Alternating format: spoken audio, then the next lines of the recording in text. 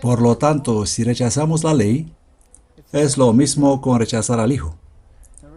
Y rechazar al Hijo es lo mismo con rechazar al Padre.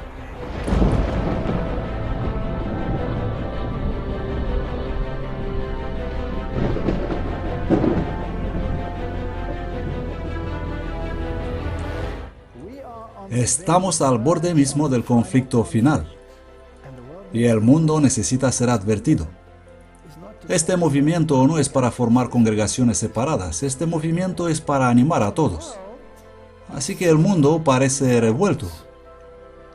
¿Quién origina estos eventos? No se trata solo del mundo árabe, está sucediendo en Europa, esto va a venir aquí. La gente está harta de todo lo que está pasando en este mundo. Y esta es la brecha que necesita ser reparada en el tiempo que vivimos. Podemos estudiar profecías, podemos saber lo que está sucediendo en el mundo, podemos ver todas estas cosas, pero si no empezamos aquí mismo con Jesús, no vamos a ninguna parte. Reparando la brecha. En la primera parte de Cosechando Torbellino, hemos echado una vista a las sociedades que son controladas por el romano catolicismo y cómo han infiltrado las esferas del poder. Y hemos visto muchos ejemplos, o por lo menos unos cuantos en la parte 1, y hemos visto que los caballeros de Malta, que los fundadores de FBI, de CIA, eran todos caballeros de Malta. Hemos mirado un poco a Opus Dei y luego también miramos a los Bilderberg. Esta noche queremos continuar con los Bilderberg en Cosechando Torbellino, segunda parte, y veremos también otras organizaciones. Salmo 77, 18. La voz de tu trueno era en el torbellino, los relámpagos alumbraban el mundo, la tierra temblaba y se sacudía. Y discutimos este punto, que las dos fuerzas en el mundo, los dos poderes, están llegando a un punto culminante. Si queremos conocer a los Bilderberg, tenemos que preguntarnos si ellos son un poderoso grupo de pensamiento, de dónde vienen y cuál es el poder detrás del poder. Y esto es fascinante. Este es un extracto de Su Alteza Real, el Príncipe Bernhard de Holanda, una biografía autorizada por Alden Hatch y viene directamente de la página web de Bilderberg. Siempre es bueno ir directamente a la fuente y aprender de ellos mismos cómo empezaron estas cosas. El Príncipe Bernhard de Holanda fue el primer líder frente a esta organización. Esto es lo que dice. En un pequeño hotel cerca de Arnhem, en las mesetas profundamente boscosas del este de Holanda, en 1954, un grupo de eminentes hombres de Estado, financieros e intelectuales de las principales naciones de Europa y Estados Unidos se reunieron en quizás la conferencia internacional más inusual jamás llevada a cabo hasta entonces. Ahora tengan en cuenta que esta es la biografía autorizada y viene directamente de su propia página web. No hubo absolutamente ninguna publicidad, el hotel estaba rodeado por guardias de seguridad y ni un solo periodista consiguió acercarse a menos de una milla del lugar. Los participantes se comprometieron a no repetir públicamente lo que se discutió. Cada persona presente, primeros ministros, ministros de Exteriores, líderes de los partidos políticos, dirigentes de grandes bancos, empresas industriales, representantes de organizaciones internacionales como la Comunidad Europea del Carbón y académicos, como por arte de magia fueron sacados de su oficina al entrar por la puerta y se convirtieron en un simple ciudadano de su país durante el tiempo de la conferencia. Así todo el tiempo pudo decir lo que realmente pensaba sin temor a repercusiones políticas y financieras internacionales. Así las ideas crean este tipo de grupo de reflexión, pero seguramente deben conducir a alguna parte.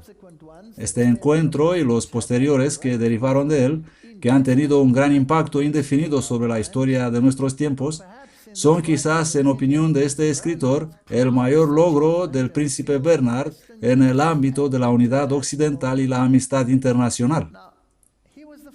Ahora, él era el líder. Aquí estaba el rey, un hombre de talla, la gente podía mirar a él. Participaron los grandes industriales, los grandes políticos de la época y los reyes y reinas y otros.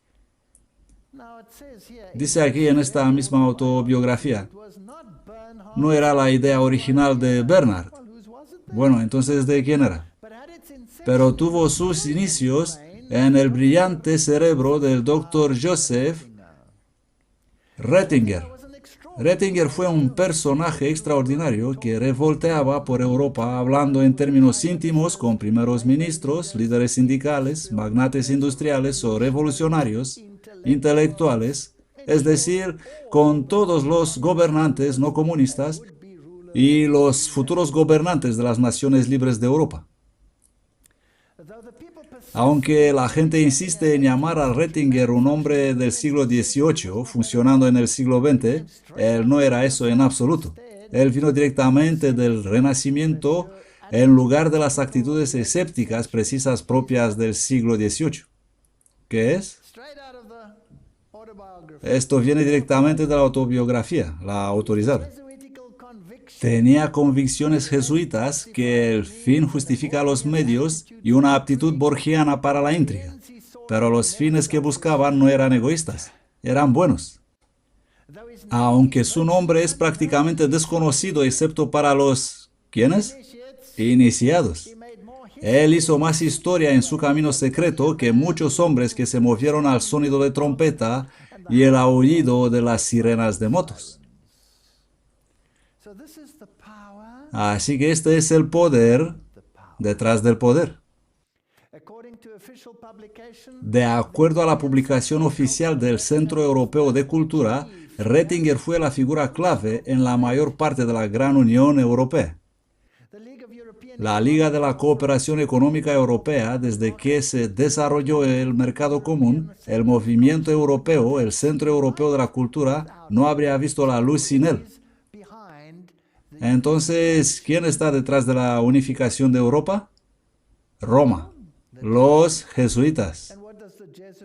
¿Y qué dice el juramento de los jesuitas? Que juran lealtad absoluta al Papa, que van a hacer cualquier cosa, machacar, hervir, despellejar. ¿Conocéis la historia? Está en las conferencias anteriores. La obediencia absoluta. Perinde ad cadáver. Como un cadáver, sin voluntad propia. Y el papado tiene que ser reinstalado. Ultramontanismo. Todo el poder en un solo hombre. Esta es la meta. Así que si miras la meta y a los implicados, entonces debes saber que todo lo que ves y parece contrario a este objetivo debe ser una cortina de humo.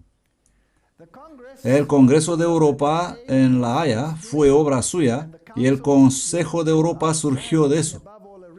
Siendo ante todo un realista, Ratzinger entendió que incluso una Europa unida no pueda sostenerse por sí misma sin Estados Unidos.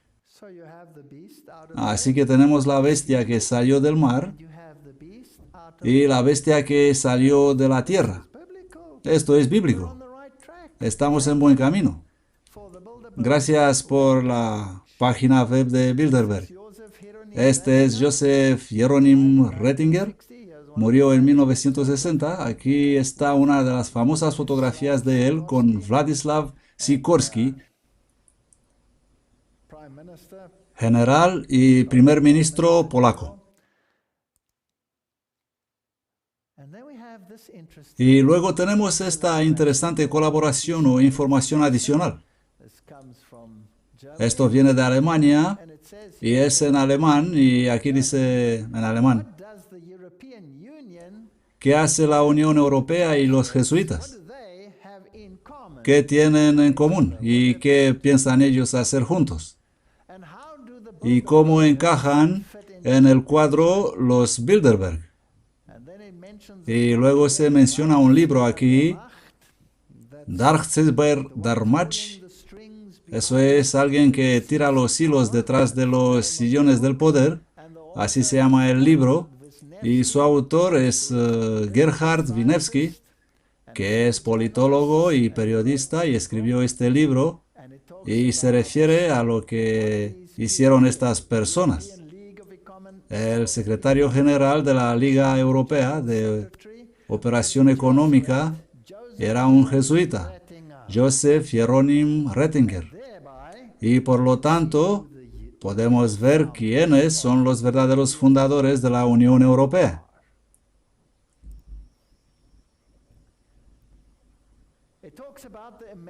Habla del Comité Americano para una Europa Unida, ¿y quién estaba detrás de eso? El mismo hombre. Así que los jesuitas serán activos en los dos lados del Atlántico. Por supuesto, también conocía a Rockefeller, que financió el movimiento, y Rockefeller parece ser parte de esta fundación de la Unión Europea. Pero ¿quién era el hombre detrás de las escenas que tiraba de las cuerdas como el maestro de títeres? Este hombre era el amigo de Rockefeller y se llamaba Joseph Hieronym Ratzinger, un jesuita. Pues que hay innumerables fuentes, así que vamos a echar un vistazo a Europa y veamos cómo cuadra todo eso. Porque la Biblia dice que los 10 cuernos o 10 reyes darán su poder a la bestia. Ahora bien, esto puede ser las 10 regiones universales, pero también debe ser una referencia directa a la bestia de 10 cuernos de Daniel capítulo 7, que fue el imperio romano del que la Iglesia romano-católica es heredera. Tal sería el cumplimiento de un artículo de Sunday Telegraph de 21 de julio de 1991 que declaró: Karol Wojtyła está preparándose tranquilamente para asumir el manto que solemnemente cree que es su derecho divino. Esto era en el tiempo de Juan Pablo II. Que un nuevo santo emperador romano reina desde los Urales hasta el Atlántico. La Iglesia Católica está logrando esto a través de su brazo político, los partidos cristianos demócratas y socialistas. Ellos gobiernan Europa. Con los padres fundadores de la Unión Europea ahora cosechando la recompensa final, la santidad. El Papa ha beatificado a De Gasperi, a Schuman y a Adenauer. Estos fueron los grandes líderes del bloque de poder de las naciones, por edificar la unión sobre los principios romano-católicos. Y aunque el mundo cree hoy que Europa se basa en principios puramente seculares, vemos que en realidad detrás de las escenas está fundada en los principios romano-católicos. La batalla es para la mente. La mentalidad de los hombres tiene que ser empujada y forzada en la disposición de aceptar esto para que finalmente, cuando los reyes del mundo dan su poder a la bestia, el pueblo dirá sí y amén, y la profecía se cumplirá. Un partidario de su canonización dijo que demuestra que Europa se construyó sobre una roca. Me alegro de que se las arreglaron para escribirlo con una R pequeña. Añadieron, creo que la Unión Europea es un diseño no solo de los seres humanos, sino de Dios. El mismo acto de otorgamiento de santificación a los políticos tiene como propósito que la unificación europea es la voluntad de Dios y que aquellos que la dirigen gobiernan por derecho divino. Esta es cosa muy interesante. Así que aquí están los santos que el Papa Juan Pablo II puso en el camino de la santidad. Alcide De Gasperi, estadista italiano, político, fundador del Partido Demócrata Cristiano, y a partir de 1945 hasta el 53, él fue el primer ministro de 8 sucesivos gobiernos de coalición. Un católico conservador, fue uno de los padres fundadores de la Unión Europea, junto con el francés, así que es Italia-Francia, Robert Schuman y el alemán Konrad Adenauer. ¿Y dónde está enterrado? Está enterrado en la Basílica de San Lorenzo, etcétera, Basílica de Roma. Y su proceso de beatificación se abrió en 1993. Están haciendo santos a los políticos. ¿No es esto maravilloso? Para poder orar a este hombre y obtener algunas ventajas por lo que hizo. Robert Schuman, pronunciación francesa, no sé, no soy francés, fue un destacado luxemburgués, estadista francés, un cristiano demócrata, un pensador político independiente, activista, 2 veces primer ministro de Francia, también activo en la fundación de la Unión Europea y el Consejo de Europa y la OTAN. Así que detrás de las escenas, el poder romano está moviendo el mundo en su trampa. Konrad Adenauer fue canciller de Alemania en los años de posguerra y él llevó a su país de las ruinas de la guerra a una nación poderosa y próspera. Bueno, ahora es un santo. Él remendó los sentimientos con Francia y también es el primer líder de la Unión Demócrata Cristiana, una coalición de católicos y protestantes, y siguen siendo dominantes hasta hoy. Así que esta es la Comunidad Europea y los grupos de reflexión que abordan los problemas del mundo se basan en principios jesuitas y son fundados por los jesuitas. Esta es historia, no es teoría de conspiración. Noticias Fox. El Vaticano dice que los problemas financieros del mundo muestran la necesidad de la religión en la política. Así que ahora está haciendo sus jugadas para conseguir que el mundo acepte su voz moral. Noticias Vaticanista. Spricht vor dem Bundestag. El Papa habla ante el Parlamento alemán. Y aquí aparece con grandes aplausos. Ahora, ¿qué tenía él que decir? Todo esto es fascinante.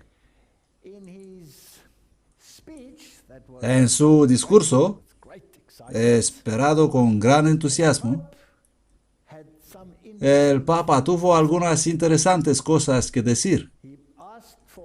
Él pidió que la política sea involucrada en justicia y paz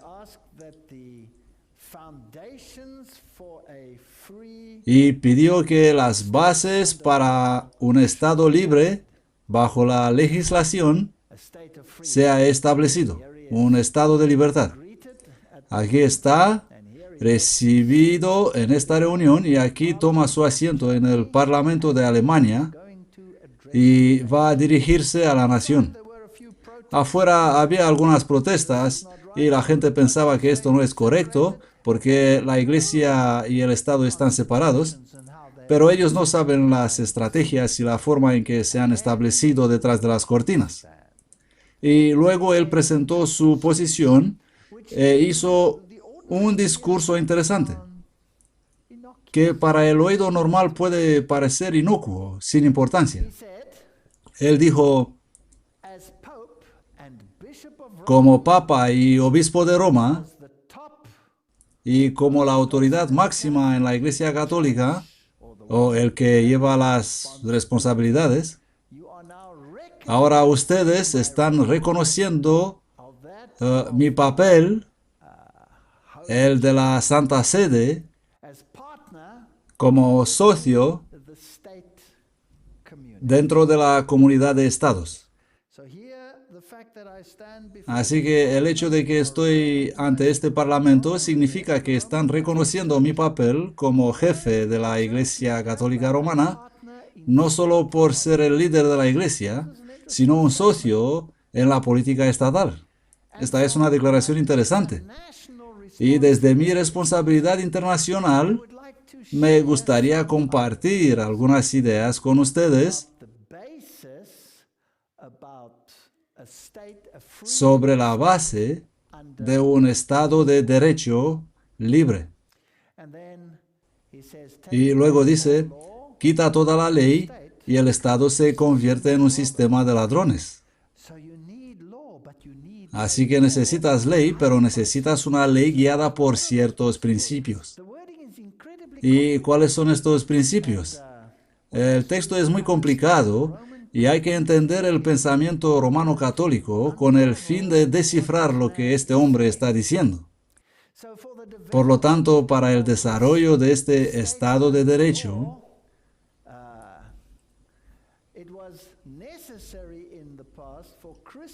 fue necesario en el pasado que los teólogos cristianos tomen su posición en contra de los paganos en general, si lo puedo explicar así.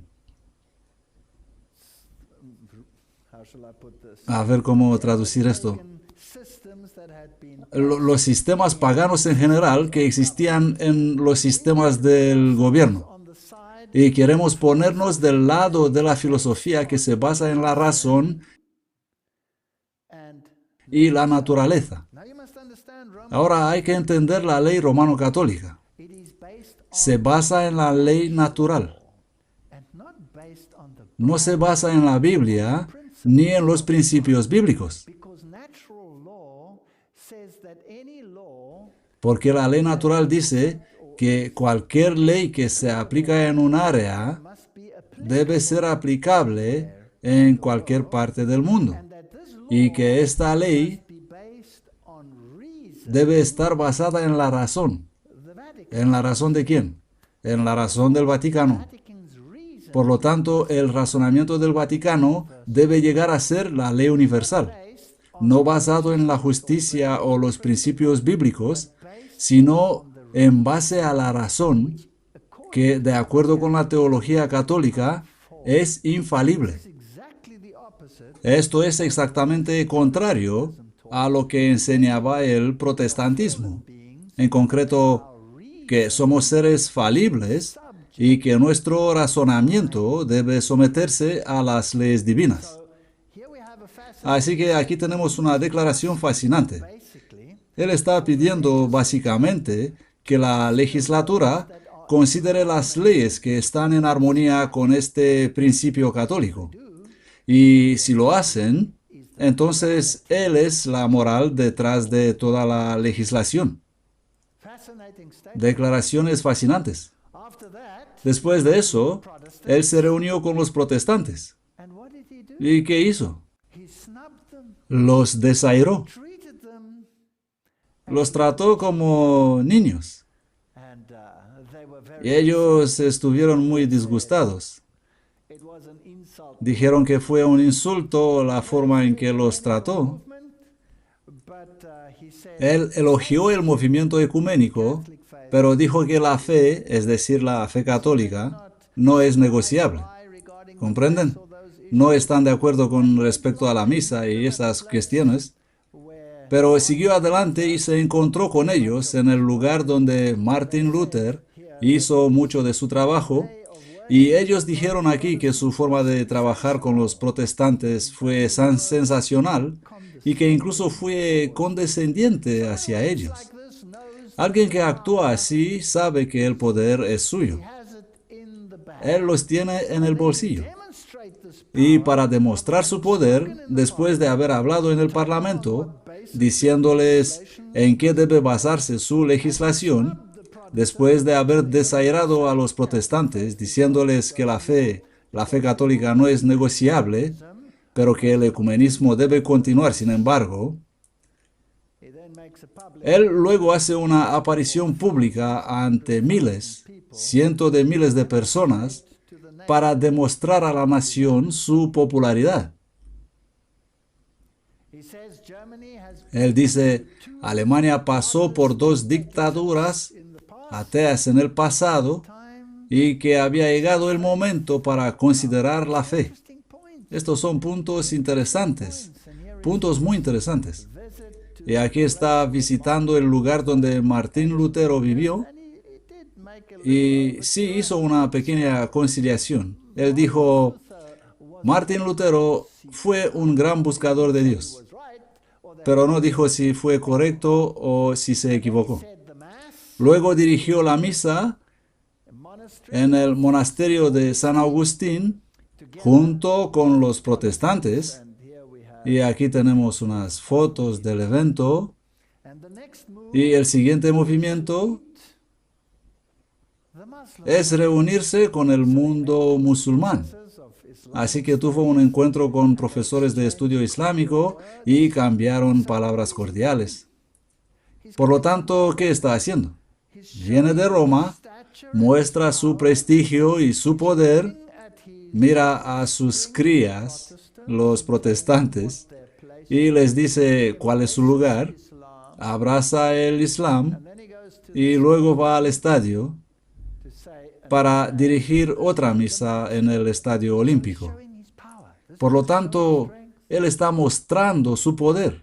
Esta es una demostración de fuerza. Ahora, ¿cuán lejos irá Europa? Cameron dice, el euro necesita un gobierno único. Esto es interesante. Agencia Reuters. Así que el euro está experimentando tremendos problemas y nación tras nación se tambalea al borde del colapso económico.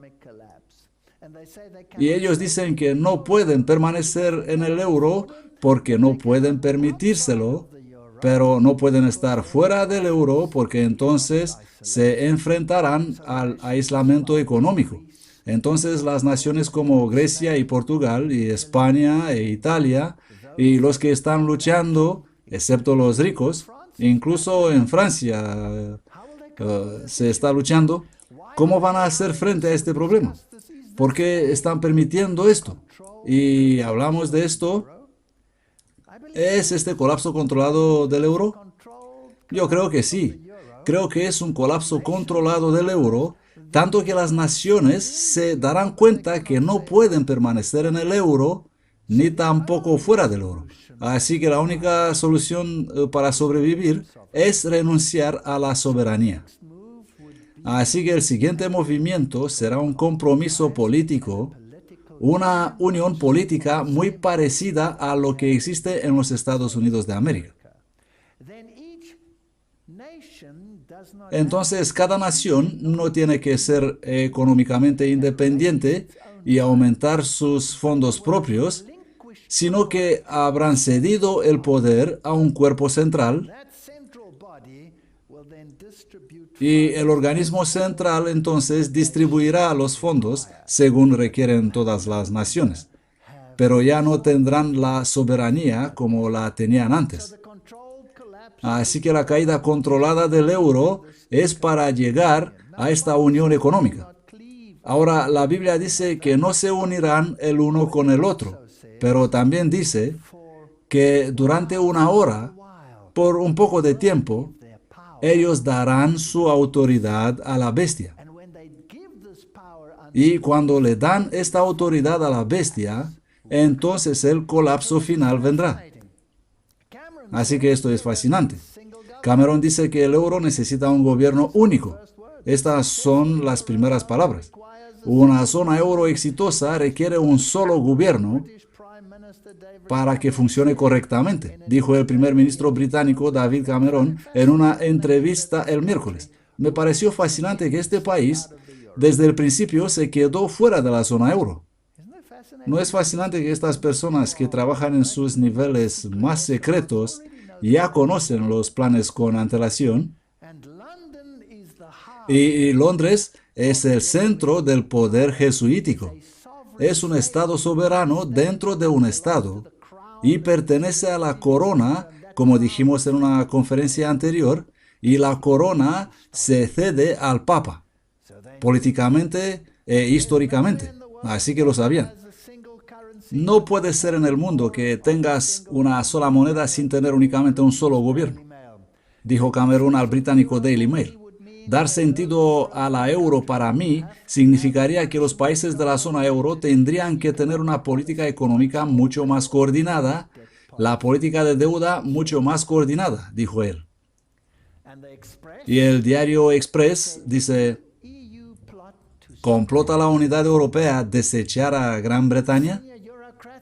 Podemos revelar Eurocratas de alto nivel están conspirando en secreto para crear un superpoderoso presidente de la Unión Europea para realizar su sueño de abolir la Gran Bretaña.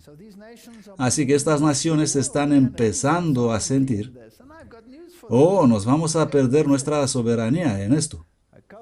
Y tengo noticias para ellos, lo van a perder. Un grupo secreto de ministros de Exteriores de la Unión Europea ha elaborado planes para la fusión de las tareas actuales mantenidos por el presidente del Consejo Europeo y el presidente de la Comisión Europea. Y cuando se combina ese trabajo, entonces lo que tienes es básicamente un emperador. Estamos de vuelta a la Edad Media. Los opositores temen que el plan podría crear un equivalente moderno del emperador europeo previsto por Napoleón Bonaparte. Discúlpeme, ¿a qué perteneció él? ¿No estuvo él en una fraternidad también? ¿No era parte de ese grupo de reflexión que fue creado dentro de las sociedades secretas cuando el rey del sur arremetió contra el rey del norte? Ellos están preocupados de que el gobierno de coalición de David Cameron no hace nada para evitar el siniestro plan. Las conversaciones secretas fueron reveladas por el interlocutor Independent Labour, el Lord Stoddart de Swindon. Este es un complot de personas que quieren abolir los Estados-nación y crear los Estados Unidos de Europa, dijo él. Todo esto es locura. Estas personas están decididas a lograr sus objetivos finales. El eurodiputado Paul Nuttall, del Partido de Independencia del Reino Unido, dijo: esta es una idea verdaderamente ridícula que nunca se debe permitir que ocurra. Suena como si estuvieran tratando de volver a los días del Santo Emperador Romano. Tengo noticias para ellos. La demostración del poder que el Papa acaba de demostrar en Europa y la arrogancia de sus actuaciones allá demuestra que los tienen atrapados. Y sin embargo, hay gente en este mundo, y en particular los teólogos, que no desean ver las conexiones. Y afirman que el papado no es el anticristo, sino que así decían los reformados. Ni tampoco existe ningún movimiento detrás de las escenas para reunir al mundo en su red. Creo que estos teólogos son teólogos avestruz. Y sus cabezas se encuentran en la arena. Aquí hay un artículo interesante que está escrito por Adrian Hilton. Vamos a ver en un momento quién es él. Y dice: rendir al Papa. Y escribe: esto es fascinante. Se trata de las piedras que claman. Este ni siquiera es teólogo. Ni siquiera sabe lo que dice la Biblia sobre este tema. Pero solo escuchen lo que escribe este hombre. Hay un gran debate acerca de si la Unión Europea es una democracia, una teocracia, una oligarquía o una dictadura colectiva, pero en el fondo no es ninguna de estas. Es una anfictionía, una confederación de estados establecidos en torno a un centro religioso. ¿No es interesante? Una Unión Europea católica resultará inevitablemente de la subyugación de la ética protestante de Gran Bretaña a la doctrina social, política y religiosa romano-católica.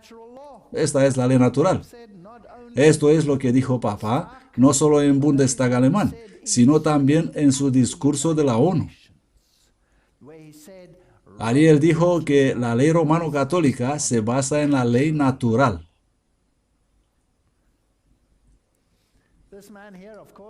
Este hombre, por supuesto, está preocupado por el hecho de que si esto sucede ahora, el protestantismo británico será hecho inútil, se quedará sin poder alguno. Pero tengo noticias para él, es que de todos modos perdió su poder. El arzobispo de Canterbury se arrodilla y besa el anillo del Papa cuando se supone que debe estar sujeto a la reina. El juramento de coronación de la reina de gobernar a los pueblos del Reino Unido de acuerdo con sus leyes y costumbres y de mantener la religión protestante reformada establecida por la ley es negado por el proceso de integración europea más profunda. Esta es la erradicación definitiva de la mentalidad protestante. Pero hay también buenas noticias, porque Dios tiene un contramensaje y la gente se verá obligada a tomar una decisión. Y tendrás que salir de ella y estar al lado de Dios, o quedarte y estar en el lado de este poder. Según la Constitución Europea, la Unión Europea tendrá un César católico gobernando sobre el monarca protestante. La adhesión a la Constitución Europea finalmente confirmará que el Reino Unido cederá al protectorado de la Comunidad Ecuménica Europea, un imperio en el cual todo pertenece al César y donde César es Dios. Rendir el euro al Papa sería lo único que queda por realizar este estado vasallo. Y el escritor es Adrian Hilton, ex candidato parlamentario y autor de Principalidad y Poder de Europa. Es profesor de filosofía y estudios religiosos y es un candidato aprobado para el Partido Conservador. Interesante. Bueno, aquí está el Papa y sus agentes de poder. Este es el anterior general jesuita Peter Hans Kovenbach. Este es el actual. Ahí está el jefe de los caballeros de Malta, todos ellos sujetos. Aquí está el cardenal Egan, besando el anillo del Papa. Él es, por supuesto, el arzobispo de Nueva York. Y los poderes políticos y militares de las naciones están sujetas a estos superhombres que controlan la FBI, que controlan la CFR, que controlan a los Bilderberg, que controlan todo. Y estas no son suposiciones ni teorías de conspiración, sino hechos claros. Y él es el Papa o el Rey que sin duda se sienta como tal. Ahí está en su trono con sus aliados más cercanos en negro a su alrededor. Y si eres una reina británica, tienes que venir en negro. Y si eres presidente de Estados Unidos, vienes en negro. Y tu esposa viene en negro también. Y hay que visitar al jefe. Estás en obediencia. La multitud reunida en el jardín sur de la Casa Blanca en Washington saludó al Papa Benedicto XVI durante la ceremonia de bienvenida miércoles 16 de abril de 2008. Él recibe medallas de los Estados Unidos. Los presidentes actuales y expresidentes arrodillados en la ceremonia de entierro del anterior Papa. Y si eres un político destacado, es mejor estar junto al arzobispo de Nueva York, que es el jefe de los caballeros de Malta en los Estados Unidos, sujeto a Fra Matthew, que es sujeto al Papa.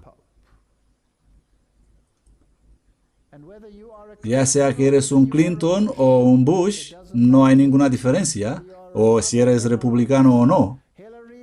Hillary y Obama en cita secreta a Bilderberg. Y sabemos quién fundó el grupo Bilderberg, así que sabemos a quién están sujetas estas personas. Y ya sea que tienes una buena imagen en el mundo, o bien si tienes una mala imagen en el mundo, como Hugo Chávez, el presidente de Venezuela, está sujeto a la misma persona. Esto de poli bueno y poli malo sucede en todo el mundo. Si eres un predicador en Estados Unidos, es que en realidad no importa. Si eres una persona destacada, es mejor que entras en la fila. Este es Jeb Bush siendo investido caballero de Colón, nivel 4, una sociedad secreta inmersa en el misterio jesuita. Y aquí tenemos las anteriores carreras presidenciales, los demócratas y los republicanos estando delante de su cardenal y luego después de eso lo mismo, la misma imagen. Siempre está en el medio con los candidatos en los lados. Estas son fotografías señal, nos guste o no, y son todas relacionadas. Obama y su primo, el senador McCain, se dan la mano en la cena anual bajo las miradas del cardenal Egan. Aquí tienen a Bush haciendo la señal de Skull and Bones delante del sacerdote, mientras que su prima y esposa Laura recibe la cruz negra en su frente. Esta gente pertenecen a las mismas organizaciones. Y si quieren saber quién controla los medios de comunicación, Chris Matthews, Pat Buchanan. Chris Matthews fue estudiante de la Santa Cruz, que es controlado por los jesuitas, y Pat Buchanan fue estudiante en el Bastión Jesuita, la Universidad de Georgetown. Aquí tienen a Vincent Fox besando la mano del Papa Pablo II. Se trata de los magnates de los medios de comunicación del mundo. Y si quieren saber dónde se mueven sus dedos y tentáculos y cómo mueven las mentalidades de los hombres, bueno, entonces mira esto. Martin Sheen, visto aquí en su visita al Vaticano. Mel Gibson, La Pasión de Cristo, recibiendo su doctorado honorífico en la Universidad Jesuita Loyola de Marymount. El padre Bill Foucault, profesor de estudios del antiguo Mediterráneo en la Universidad Jesuita Loyola de Marymount, tradujo el guión cinematográfico del Mel Gibson de La Pasión de Cristo en arameo y latín y fue el entrenador de idioma de los actores en el lugar en Italia. El guión fue escrito por los jesuitas. ¿Tiene influencia o no tiene? ¿Controlan las avenidas y las esferas del poder o no? Esto no es una conjetura. Esto es un hecho. Y si eres un rey o una reina o un príncipe, eres tan sujeto como cualquier otra persona. Aquí tiene al príncipe Albert inclinándose y besando la mano del Papa en 1989. El pontífice hizo a Albert caballero de la Orden de Malta. Ahí está la cruz maltesa y la medalla se puede ver en el centro de su uniforme. La misma medalla que incluso Napoleón llevaba y que Adolf Hitler utilizaba como sus medallas de honor. ¿No es interesante? Este hombre se casó recientemente con una bella dama de Sudáfrica, protestante, pero tuvo que convertirse al catolicismo con el fin de convertirse en su novia. Y si eres un rey Juan Carlos, vendrás al Papa, besarás el anillo y mantendrás el contacto con los generales jesuitas. Los reyes del mundo darán su autoridad a la bestia. E incluso si eres un hombre del bloque de este. El emperador Meiji recibió el orden de la Jarreterra del príncipe Arthur de Connaught en 1906 como consecuencia de la alianza anglo-japonesa. El primer miembro de la orden admitido en Asia fue Nasser al-Din Shah Qajar, monarca de Persia. Y hoy los emperadores, y en la actualidad Akihito, el emperador de Japón, detienen el orden de la Jarreterra. Estos son todos órdenes católicos. Si no quieres ver eso, nunca lo verás. Entonces ponte la cabeza en la arena y grita, ¡conspiración! Groombridge dijo en 1851, esos altares paganos de Roma, sacerdotes paganos, mantos paganos, supersticiones paganas, deidades paganas, pasar por tantos siglos bajo nombres cristianos, es totalmente un misterio. Qué misteriosa es también su influencia. Solo tiene que hablar y de inmediato se la obedece. Ningún lugar ni tierra está libre de su influencia. En el gabinete de los príncipes, en la cabaña de Tipperary, ella puede paralizar los parlamentos, romper las leyes obscenas, agitar reinos, sembrar la discordia entre los habitantes. Miren lo que están haciendo ahora. Con los indignados y todas estas revueltas. ¿Quién está detrás de esto? Sus armas son misteriosas. La religión es su pretexto, pero el poder es su objetivo. Sus movimientos son ocultos. Sus proyectos comienzan en el misterio. ¿Cuán profundo es el plan? Creo que él estaba en lo cierto. Mail Online. Ellos son los principales candidatos republicanos a la Casa Blanca y Obama sería un tonto con donarlos. Vamos a ver quiénes son estas personas y a quién son leales. Un tal puritano no va a tocar el café. Suena como una mala cosa no beber café. El otro es un estricto cristiano que hubiera bombardeado Irán. A él se convirtieron en principales candidatos republicanos a la Casa Blanca. Ahora no me preocupa aquí quién va a ganar la carrera por la Casa Blanca, ya que no importa. Ni siquiera me preocupa estas personas particulares o sus posibles posiciones de poder. Estoy interesado en la mentalidad que presentan y quiénes son estas personas que son empujados al frente de los escalones del poder. Newt Gingrich. Él no llegó en la carrera, pero es un caballero de Malta y era un hombre poderoso como orador. ¿Y qué tal este hombre, Rick Santorum? Última hora, cambio de juego. Rick Santorum está rojo vivo en Iowa. Él tampoco lo logró, pero su mentalidad es fascinante y sus lealtades son fascinantes. ¿En qué lado está? Y luego está el que ganó como candidato republicano, Mitt Romney. Un impetuoso ex senador de Pensilvania, Santorum una vez condenó la decisión del Tribunal Supremo de rechazar una ley de Texas contra la sodomía. Defendiendo la dura línea moral, dijo: si la Corte Suprema dice que tienes el derecho a sexo consensual dentro de tu hogar, entonces tienes derecho a la bigamía, tienes derecho a la poligamía, al incesto, al adulterio. Él tiene razón. ¿Comprenden? El secularismo ha permitido que el mundo pierda la moralidad. Y la voz pública está pidiendo a gritos la moralidad. La moralidad papal. Y luego hay otro problema. Las personas son manejadas como ovejas por el miedo de los ataques musulmanes y la ley sharia. ¿Qué sería mejor, declararse una nación cristiana y adoptar leyes cristianas e impedir esa posibilidad? Pero vendes tu alma al Papa. Tenemos que demostrar que somos personas orientadas a la familia. Y el Papa pide un redescubrimiento de los valores familiares. 2012, el año de la familia. Necesitamos buenos valores de la familia. Esta es la imagen que se promueve. Ahora, ¿quién es esta gente? Karen Santorum escribió un libro sobre la experiencia Cartas a Gabriel, la verdadera historia de Gabriel Michael Santorum.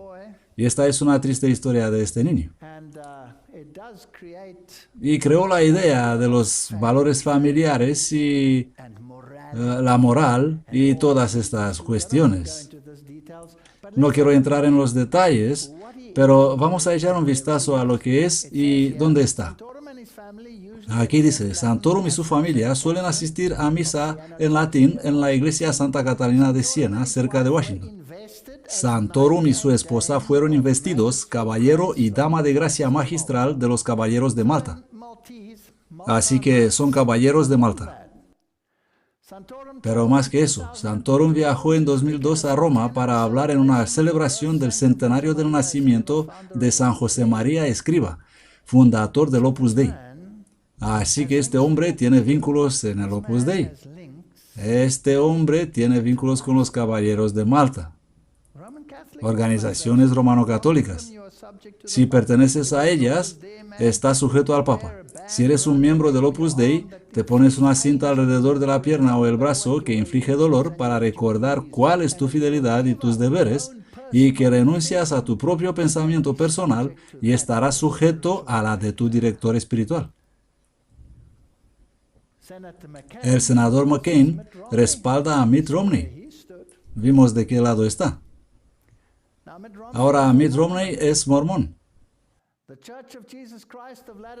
La Iglesia de Jesucristo de los Santos de los Últimos Días, el mormonismo, su fundador Joseph Smith fue un masón de alto nivel. Su sucesor Brigham Young fue también otro gran masón según el libro Túnica Negra. Brigham Young fue un íntimo amigo de Pieter de Smet, uno de los más poderosos jesuitas norteamericanos del siglo XIX. Aquí tienes otra organización de fachada. Joseph Smith escribe en sus propias memorias: en la noche recibí el primer grado en la masonería en la logia de Nauvoo, reunido en mi oficina empresarial general. Yo estaba con la logia masónica y me levanté al grado sublime. Así que estos son los fundadores. Tienen las mismas señales manuales y apretones de manos secretos y ropa extraña y todo tipo de cosas y delantales como la masonería. Este es Pierre-Jean de Smet. Fue un sacerdote católico belga y miembro de la Compañía de Jesús, los jesuitas. Y el pastor Don Elmore escribió, Romney es un masón. Es interesante, él escribió aquí en febrero de 2012. Este pastor que investigó este tema también dijo, Romney es un masón y miembro del Consejo de Relaciones Exteriores. Brigham Young, el sucesor de Smith después de que él fue asesinado, quedó bajo el control de un sacerdote jesuita, Pierre-Jean de Smet, quien también controló a Albert Pike, un miembro de alto rango de la masonería. Brigham Young conoció al jesuita Pierre-Jean de Smet cerca de Council Bluff en 1845, quien le dijo que tomara a sus seguidores mormones a Salt Lake City, y recibieron incluso seguridad política. Así pues, estas organizaciones están todas vinculadas a los jesuitas. La relación de Romney con la organización elitista, Grupo Bilderberg, Consejo de Relaciones Exteriores, la prensa libre canadiense. Eso debería impresionarles. Reportó información muy reveladora sobre la conexión empresarial de Romney con las organizaciones elitistas como Bilderberg, el Consejo de Relaciones Exteriores y la Comisión Trilateral. Y ahí estaba la página web. Al parecer, esta página ha sido eliminada de la prensa libre de Canadá en algún momento de noviembre. Ellos no quieren que la gente sepa algo sobre esto. Así que estas personas pertenecen a organizaciones que fueron fundadas por los jesuitas. Y se le permitió dar aliento a la imagen de la bestia para que la imagen de la bestia hablase e hiciese que todos los que no adoran la imagen de la bestia sean muertos. E hizo que todos, pequeños y grandes, ricos y pobres, libres y esclavos, recibiesen una marca en la mano derecha o en la frente, y que ninguno pudiese comprar ni vender, sino el que tenga la marca, o el nombre de la bestia, o el número de su nombre. Apocalipsis 13:15. Ahora no voy a dar un estudio bíblico sobre eso en esta presentación. Lo hicimos en el pasado, en la serie Asalto Total. Pero la marca de la bestia, Roma nos dice que la marca de su poder eclesiástico es que transfirió el día de reposo del sábado al domingo. Y ella afirma que esto muestra su estatuto en el mundo y que está por encima de las escrituras. Así que cuando se aplica esta marca a esta entidad moral, entonces tendremos una situación en la que el poder se ha dado a esa bestia. Ahora, los Estados Unidos se supone que es una criatura semejante a un cordero, pero la Biblia dice que hablará como un dragón. Y si el dragón le dio su poder a Roma, y su autoridad y su trono, entonces, ¿cómo habla Roma? Ella siempre fue un poder que hizo cumplirse sus dogmas a través de las entidades políticas. Y así el poder político cederá a la presión de los movimientos religiosos y promulgará leyes que beneficien a Roma, la primera bestia, que Wesley dijo que era el papado romano católico, que Martin Luther dijo que era el papado romano católico, que todos los reformadores dijeron que era el papado romano católico. Pero América tendrá que cambiar su postura. No puede tener una constitución de cordero. Tiene que ser una constitución que puede obligar a la gente e incluso forzar la conciencia, lo que es contraria a la constitución actual. Bueno, esto fue hecho, ya sucedió. Campo de batalla, Estados Unidos. Esto viene de noticias de la televisión rusa. Los americanos se enfrentan a la detención como criminales de guerra bajo la ley estatal del ejército. Lucas 21:26 dice, los corazones de los hombres les fallan por temor y expectación por las cosas que sobrevendrán en la tierra, porque las potencias de los cielos serán conmovidos. Creo que la confrontación final es tan cerca. Roma está reuniendo sus fuerzas. Ella está mostrando su fuerza.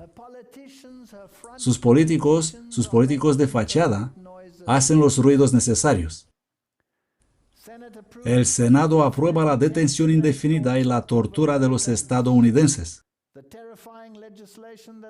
La aterradora legislación que permite que los americanos sean arrestados, detenidos, torturados e interrogados indefinidamente sin cargos ni juicio fue aprobada por el Senado el jueves con un abrumador apoyo del 93% de los legisladores.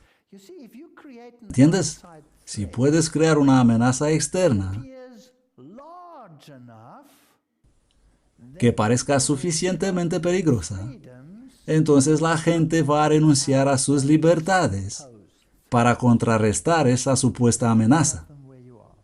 Y luego los tienes en tu mano. Esta es dialéctica hegeliana.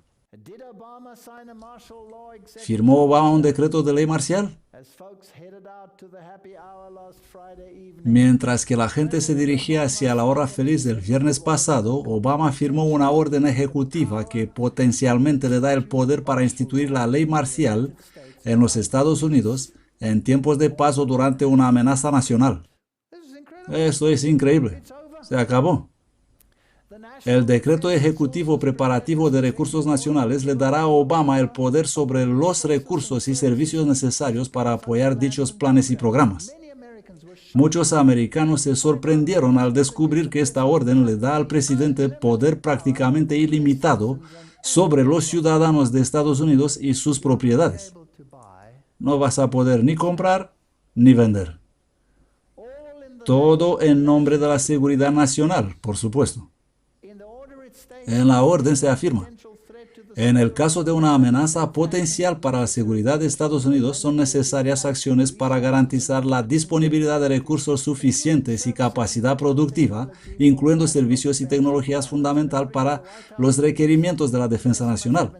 Conforme al comunicado de la Casa Blanca, los Estados Unidos deben tener una base industrial y tecnológica capaz de atender las necesidades de la defensa nacional y ser capaces de contribuir a la superioridad tecnológica de sus equipos de defensa nacional.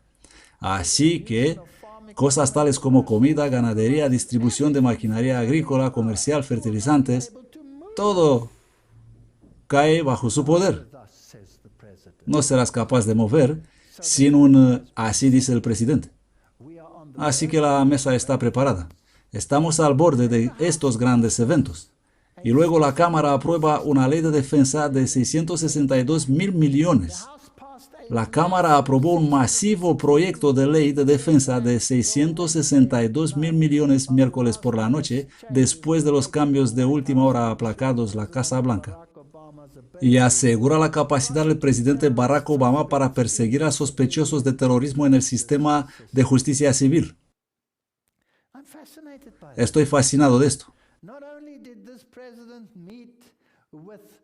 No solo que este presidente se reunió con el presidente de Francia para discutir la creación de un mecanismo de poder militar que se ocupará de la revolución dentro de sus estados, pero decidieron trabajar juntos en esta iniciativa. Este masivo proyecto de ley de defensa, que es el mayor en la historia de los Estados Unidos, puede ser para uso interno y también para uso externo. Pensé que la Guerra Fría había terminado. La guerra contra el terrorismo fue ganada, eso dicen. Pero aquí viene otra política. La política del Occidente sobre Siria podría encender la Tercera Guerra Mundial. Este es otro telediario de Rusia. La cumbre del Consejo de Derechos Humanos de la ONU ha nombrado a un investigador para probar violaciones de los derechos humanos en Siria y fue hecho público en el informe de la ONU recién publicado. Ellos están empujando a la intervención y el Consejo de Relaciones Exteriores está en su página web. No es una conjetura, es su propia página web. Y dice: es hora de atacar a Irán. Los opositores a la acción militar contra Irán asumen que un ataque militar estadounidense sería mucho más peligroso que simplemente dejar a Teherán a construir una bomba. No tanto, afirma este ex planificador de la defensa del Pentágono. Con un golpe cuidadosamente diseñado, Washington podría mitigar los costes para que al menos llevarlos a un nivel soportable. Unos 10 días después del 9/11 pasé por el Pentágono y vi al secretario Rumsfeld y al subsecretario Wolfowitz. Así que me fui por las escaleras solo para saludar a algunas de las personas del equipo que trabajaba para mí, y uno de los generales me llamó y me dijo: señor, tienes que venir y hablar conmigo un segundo. Yo dije: bueno, estás muy ocupado. Yo dije: no, no. Él dice: hemos tomado la decisión, vamos a la guerra con Irak. Eso fue alrededor del 20 de septiembre. Yo dije: vamos a la guerra con Irak, ¿por qué? Y él dijo: no lo sé. Él dijo: supongo que no saben qué otra cosa hacer. Le dije: ¿encontraron algo de información que conecta a Saddam con Al-Qaeda? Y él dijo: no, no, no hay nada nuevo en esa dirección. Simplemente acaban de tomar la decisión de ir a la guerra con Irak. Supongo que es algo como: no sabemos qué hacer con los terroristas, pero tenemos un buen ejército y podemos derribar los gobiernos. Así que he vuelto a verlo un par de semanas más tarde y para entonces estábamos bombardeando el Afganistán. Y yo dije: todavía vamos a la guerra con Irak. Y dijo: oh, es peor que eso. Se inclinó sobre la mesa y cogió un trozo de papel. Acabo de recibir esto desde arriba, es decir, de la oficina del Secretariado de Defensa hoy, y dijo: esta es una nota que describe la forma en que vamos a tomar 7 países en 5 años, comenzando con Irak y Siria, Líbano, Libia, Somalia y Sudán, y acabando fuera de Irán. ¿Podrías decir los países de nuevo? Bueno, empezado por Irak, luego Siria y Líbano, a continuación Libia, Somalia y Sudán, y luego de vuelta a Irán. Ellos tienen 2 agendas. Y esas 2 agendas son las siguientes. Tienen que ser capaces de tomar el control sobre sus propias poblaciones y quitar los disidentes del medio. Esas órdenes ejecutivas están ya funcionando. La segunda cosa que tienen que hacer es que tienen que poner en movimiento esas ruedas que cumplan, entre las comillas, las advertencias de sus aspiraciones para su escenario profético en relación con Israel. Así que tienen que establecer un cuasi Armagedón, para que ese tercer templo se pueda construir y que la gente pueda observar el cumplimiento de su falsa profecía en sus pantallas de televisión, en vez de preparar el corazón para la venida de Cristo.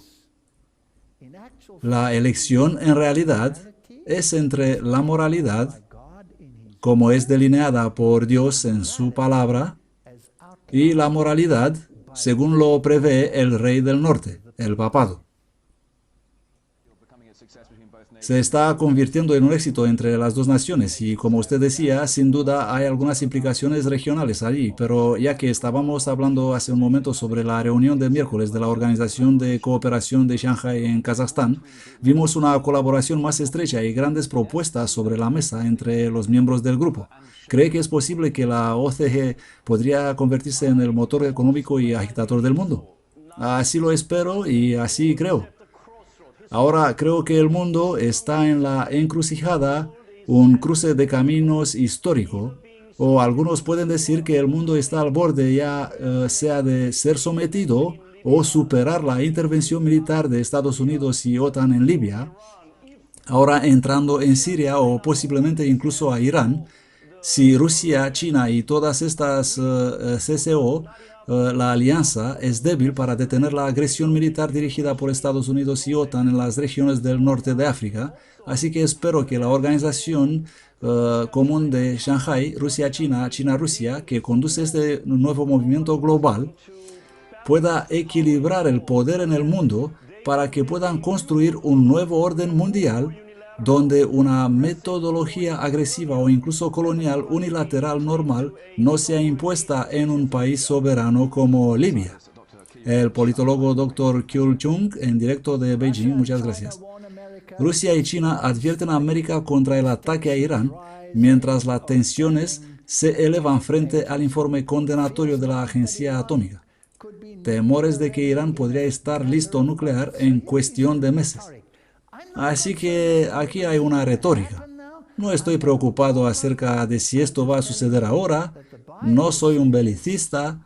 Solo estoy diciendo que la Biblia dice que habrá crisis al final de los tiempos y que habrá legislación que promulgará la moralidad del papado y que todo está preparado. Incluso que el papado aparece en la ONU y en la Asamblea Legislativa de las superpotencias europeas diciendo: yo os digo cómo legislar la moralidad. Y los Estados Unidos, de acuerdo a la profecía, desempeñará un papel principal, y aquí lo está haciendo ya. Y hay una advertencia de Rusia y China, y por supuesto todos los dispensacionalistas están diciendo: aquí vamos, ¿cuándo va a ocurrir el rapto? ¿Fue la nación de Israel raptada antes del éxodo? ¿Fue raptada antes de las plagas? No. Tampoco lo será el antitipo. Estados Unidos preocupado que Netanyahu podría atacar a Irán. Estados Unidos está preocupado de que Shaul Mofaz y su partido Kadima unirse a un gobierno de unidad con el primer ministro Benjamin Netanyahu podría dar lugar a un ataque contra las instalaciones nucleares de Irán en cualquier momento, según un informe en el canal 10 Noticias el jueves. Vivimos tiempos interesantes, y la TV rusa dice: el Pentágono está preparado para atacar a Irán, según Panetta. ¿Quién es Panetta? Es el secretario de Defensa de Estados Unidos. Altos funcionarios israelíes se han negado a reunirse con el enviado de Estados Unidos para el grupo P5+1, que llegó a Jerusalén con un informe sobre las recientes conversaciones con Irán. Aquí hay posibilidades que son fascinantes.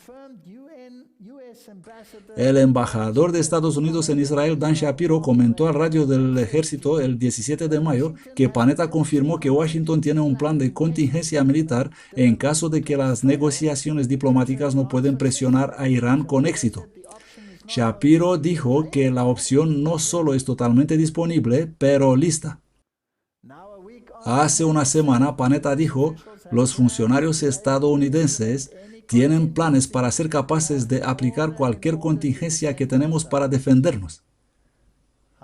Sin embargo, Panetta dijo que Estados Unidos mantiene la esperanza de que el conflicto de las ambiciones nucleares de Irán puede resolverse diplomáticamente. Así que mientras ellos centran la atención del mundo cristiano sobre ese posible, entre comillas, conflicto bélico ahí en el Medio Oriente, en silencio preparan la escena para lo que van a hacer para el cumplimiento de la verdadera profecía bíblica. Daniel 12:1 dice: y en aquel tiempo se levantará Miguel, el gran príncipe que está por los hijos de tu pueblo, y será tiempo de angustia cual nunca fue después que hubo gente hasta entonces.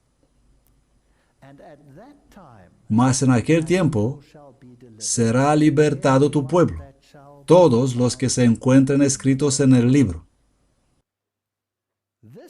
Este escenario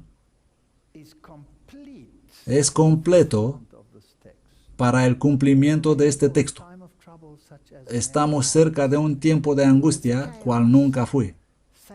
Y en este caos, Satanás tratará de desviar la mente de los problemas reales, de la lealtad a Dios y a la obediencia a sus mandamientos, a la obediencia al papado y a la obediencia a sus mandamientos.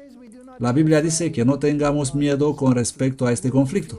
Va a ser feroz, pero dice: no se turbe vuestro corazón.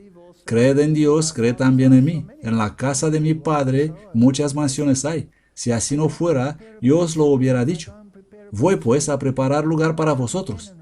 Y si me fuere y os prepararé el lugar, vendré otra vez y os recibiré a mí mismo, para que donde yo estoy, vosotros también estéis. Esta es la promesa a que nos aferramos. Esta es la promesa del adventismo. Este es el mensaje del adventismo. Y este es mi llamamiento. Guarda los mandamientos de Dios y tengan la fe de Jesús. Amén.